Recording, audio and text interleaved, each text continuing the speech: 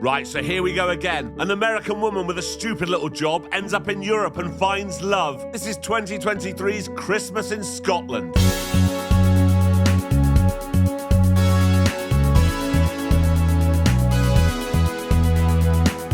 I'm Jay Harangue and I've wasted hours of my life watching terrible films. You should subscribe. This is Emma and she's the main character. Hi.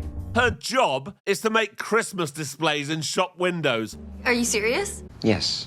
She's just missed out on landing a big contract, so that night she complains to her boyfriend Brad about it, but he thinks this is a blessing in disguise. We get to spend more of our first Christmas together. Yes, the actor who plays Brad is awful, but incredibly, he's not the worst actor in this film. That title goes to Emma's dad, Mike, and he joins them for dinner. Without discussing it with Emma, Brad announces that he's booked them into an executive suite at the Ritz for Christmas. Emma's like, I don't want to be in a hotel over Christmas. But it's 5-star. Sorry, I'm really showing my age there. Yep. Why don't I tell you my plans? No, it's okay, I'll do it. Mike has been studying his family's ancestry, which is what people do when they're so bored with life they're just waiting to die. True. Anyway, he's traced his family back to a village in Scotland called Glenrothy in the Highlands. Or is it the lowlands? I don't care. Emma's like, that sounds nice, Dad. And he's like, good, because I've got you both tickets to come with me. Brad is absolutely horrified. So when Mike goes for a shit, he's like, fuck that, Emma. I'm not going to Scotland. I need to be close to the office. So it's decided that Emma will go with her dad and fly back just in time to spend Christmas with Brad. Then Mike reappears and he's like, so what's it going to be? Is it an I or an A? I'm sorry. Yeah, sadly, that's not the worst Scottish accent you're going to hear over the next 10 minutes. Really? Yup. So Emma's like, Brad can't come, but I will. As long as you don't sexually harass the cabin crew on the plane, like you did when we went to Florida. I make no promises. So here they are in Scotland. And later they arrive at the Glenrothy Arms. Emma's like, this is nice, isn't it, Dad? Yep. It's good to be home. Oh, fuck off, Mike. Anyway, Emma's like, hang on a minute. Where are the Christmas decorations? Mike's like, there's a tree. And Emma's like, this isn't a real Christmas tree. What sort of animals are these people? Did Scotland cancel Christmas? No. We celebrate it December 25th. Emma's like, well, where are all the decorations then? And he's like, do you no see the tree?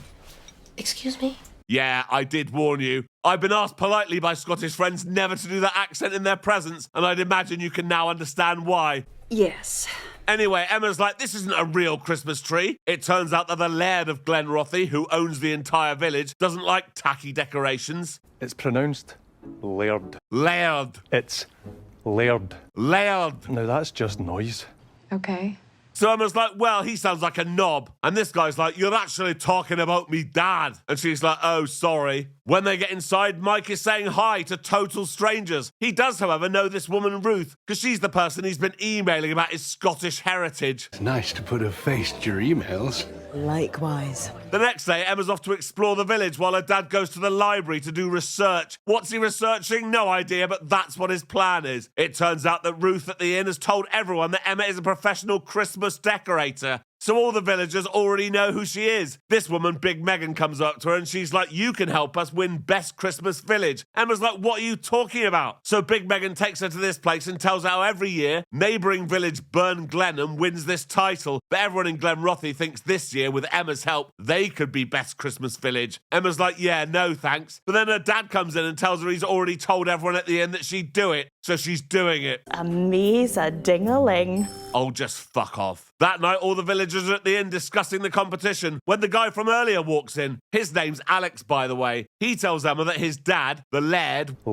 wants to see her. So the next day, Alex takes her to his dad's house. On the way there, Alex explains to Emma that he doesn't have any time for fun because he's too busy with work. Right. Alex's family owns all the land around the village, so he's responsible for everything. He's like, look, I've got a real job. You've put up Christmas lights. And she's like, it's a really important, serious job, actually. Yeah, right. And here they are at Glenrothy Castle. This is Alex's dad, and his name's Duncan, so I don't have to say that word anymore. Laird. This is Rona, Alex's niece, and she really wants loads of decorations up. But Duncan's like, yeah, sorry, Rona, but I brought Emma here to tell her that I won't be having any decorations going up in the village. But when she's about to leave, he comes out and he's like, okay, you can do it, but I don't want anything tacky and American, so Alex will have to supervise. What? So yeah, that's happening. I wonder what happens at the end. Meanwhile, back at the library, Mike and Ruth have found some information on Mike's family heritage. They've even found Mike's family tartan, but I'm going to focus purely on the main story, because this is shit. The next 20 minutes of the film are Alex and Emma getting to know each other and realising they may have more in common than they previously thought, blah, blah, blah, blah. There's this sickening scene at this coffee place where they play a game of who can not laugh when the other has hot chocolate cream on their face.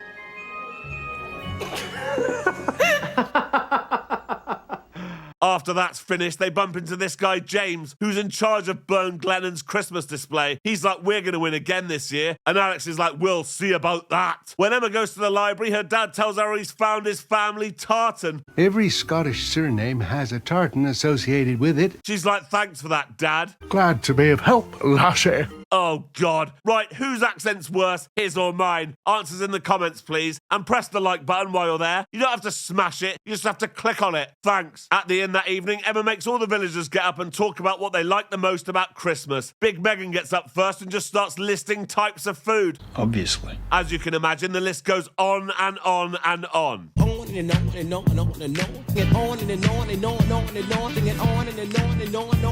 Later that night, it's time to show the villagers what she's done. The display includes all the villagers' family tartans, and there are candles in the windows because that's tradition, apparently. Everyone loves it. Well, everyone except Duncan. He thinks it's absolute trash. But when he leaves, Alex is like, as far as I'm concerned, this is Christmas Village of the Year. And everyone cheers. Later, Big Megan goes up to Alex and tells him to tell Emma that he's in love with her. And he's like, all right. So he takes her to the coffee place. And tries to recreate the hilarious moment they shared the other day.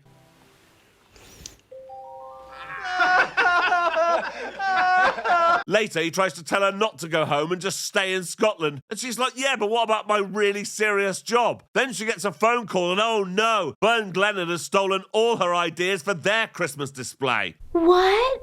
We'll just have to create a new display. We have to fly back home tomorrow. But it's okay. She calls Brad and asks if she can stay another couple of days. And he's like, yeah, that's fine. Great news. Is that okay, Dad? Oh, I'd stay here till next Christmas, huh? Yeah, Mike, we know you would. The new plan is to convince Duncan to hold a Christmas Eve party at Glenrothy Castle, because apparently years ago, that was the tradition. Initially, Duncan objects, but then minutes later agrees, so that's what's happening. Emma and Alex go back to the inn to tell the villagers. Excellent. We'll have a ceilidh. A what? Yeah, apparently that's what a traditional Scottish dance is called. But oh no, Emma doesn't know how to do a Scottish dance. Oh no! It's okay though, Alex is going to teach her.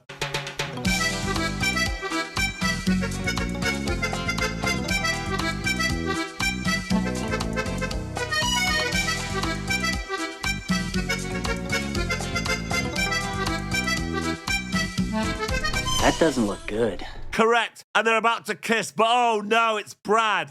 Surprise! It seems Brad has an ulterior motive for being in Scotland. He works in hotels and is asking a lot of questions about the castle, and Alex agrees to set up a meeting for him with Duncan. Out of my home.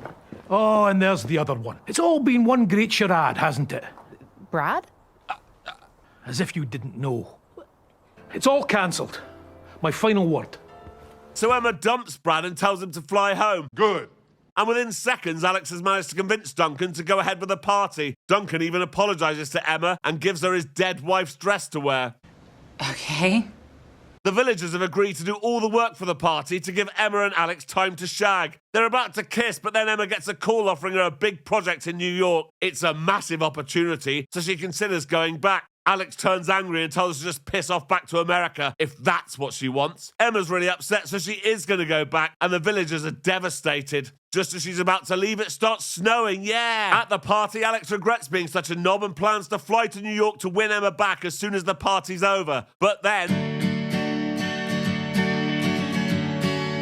that song doesn't actually play, but it feels like it should. So yeah, they're back together. They do the dance they practiced. Glenrothy wins Best Christmas Village. Everyone's really happy, and then they kiss under the mistletoe.